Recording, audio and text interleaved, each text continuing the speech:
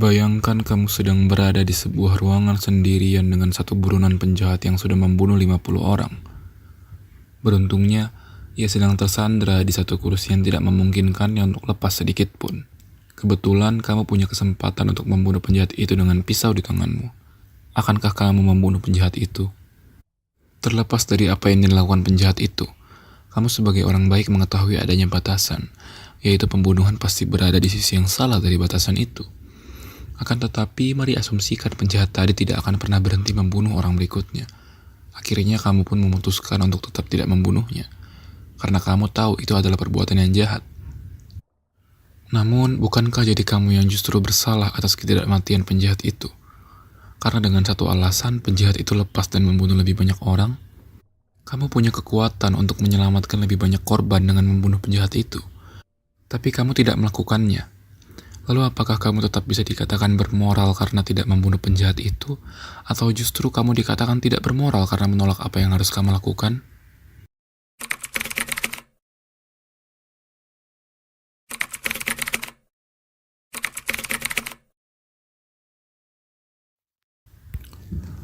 Sebelum lebih jauh, sebenarnya apa itu moral? Immanuel Kant, seorang filsuf Jerman, mengatakan bahwa moral adalah hal yang berkaitan dengan baik dan buruk, di mana apa yang baik pada dirinya sendiri tanpa pembatasan. Ia mengatakan bahwa baik dan buruknya perilaku dinilai dari maksud di balik perilaku kita. Ia pun mengatakan tidak pernah ada pengecualian atau alasan apapun untuk melanggar aturan moral. Begitupun kamu dalam analogi di awal video, yang tetap berpegang teguh pada apa yang dianggapnya benar apapun yang terjadi, yaitu tidak membunuh. Namun demikian, ada cara lain dalam memandang moral. Alih-alih berfokus pada maksud di balik perilaku kita, bagaimana jika kita lebih memperhatikan konsekuensinya? Contohnya, utilitarianisme. Utilitarianisme adalah teori moral yang berfokus pada hasil atau konsekuensi dari perilaku kita, dan menganggap maksud atau niat sebagai sesuatu yang tidak relevan. Mudahnya, jika satu tindakan menghasilkan konsekuensi atau hasil yang baik, maka secara otomatis tindakan tersebut adalah baik. Teori ini diungkapkan oleh Jeremy Bentham dan John Stuart Mill, dua filsuf berkebangsaan Inggris yang bermula dari pemikiran Epicurus, seorang filsuf Yunani kuno. Tiga orang ini bersepakat bahwa tindakan harus diukur berdasarkan konsekuensinya yang baik, misalnya kebahagiaan atau kesenangan. Pada dasarnya, setiap tindakan yang kita lakukan pasti bertujuan untuk membuat kita bahagia. Banyak hal yang kita lakukan di dunia ini, dan pastinya kita punya tujuan dan alasan mengapa kita melakukannya. Kita belajar agar mendapatkan nilai bagus. Kita bekerja agar mendapatkan uang. Lalu mengapa kita mau mendapatkan nilai bagus atau mendapatkan uang? Ada berbagai jawaban tentunya. Ingin membahagiakan orang tua, agar kita dipuji atas kecerdasan kita, dan mendapatkan karir yang bagus di masa depan. Lalu mengapa kita mau karir yang bagus atau pujian itu? Kita bisa bertanya terus-menerus, tapi semua jawabannya akan berakhir pada jawaban, aku melakukan apa yang ingin kulakukan, karena itu membuatku bahagia. Itulah yang digaungkan oleh kaum utilitarian, bahwa moral harus memiliki dorongan yaitu kebahagiaan. Tidak ada yang lebih mendasar daripada keinginan utama untuk mencari kesenangan dan menghindari rasa sakit. Seringkali teori utilitarianisme disebut teori moral hedonistik, yang berarti kebaikan sama dengan kesenangan, dan secara moral kita harus mengejar kesenangan dan kebahagiaan serta berusaha mengurangi penderitaan. Namun harus digarisbawahi bahwa utilitarianisme tidak bersifat egoistik, yang hanya ingin memenuhi kesenangan diri sendiri.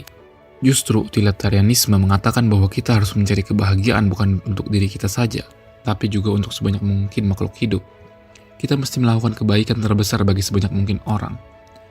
Bahkan terkadang melakukan apa yang paling memberikan kesenangan bagi kebanyakan orang bisa berarti kita harus mengorbankan kesenangan diri kita sendiri demi menghasilkan lebih banyak kebahagiaan secara keseluruhan. Misalnya di libur akhir tahun, keluarga mengajakmu untuk berwisata, tapi kamu adalah tipikal orang yang suka menyendiri dan tidak suka berwisata. Namun karena kamu tahu bahwa itu akan menyakiti keluargamu, maka kamu tetap ikut berwisata bersama mereka. Di sini kamu telah memilih kebahagiaan paling besar dalam kelompok, walaupun tindakan tersebut menghasilkan lebih sedikit atau tidak menghasilkan kebahagiaan bagi dirimu. Namun kita adalah manusia yang tentunya lebih mementingkan diri sendiri. Tidak masalah untuk kita mementingkan diri sendiri karena itu wajar. Tapi utilitarianisme berpendapat seistimewa apapun kamu tidak lebih istimewa dari orang lain. Kita hidup di dunia di mana terkadang orang melakukan hal-hal buruk atau memang situasi sedang buruk. Jika kebetulan kita adalah orang-orang yang ada di sana, dan kita dapat melakukan sesuatu untuk membuat segalanya menjadi lebih baik, maka kita harus melakukannya bahkan jika itu merugikan diri kita sendiri. Asumsikan kamu sedang bersama 9 orang temanmu di sebuah hutan. Tiba-tiba seorang pembunuh berantai mendatangi tenda di mana tempatmu dan temanmu beristirahat. Kamu yang gagah berani pun melawan pembunuh itu untuk memberi waktu ke 9 temanmu untuk lari. Beruntungnya kamu berhasil lari dengan tangan dan kakimu yang sudah terkena luka akibat pembunuh tadi. Pada cerita tersebut kamu adalah seorang utilitarian, karena kamu mengorbankan dirimu demi kebaikan semua. Namun terkadang tindakan yang menghasilkan kebaikan terbesar bagi sebanyak mungkin orang bisa saja tampak salah. Itulah kebaikan terbesar untuk jumlah terbesar.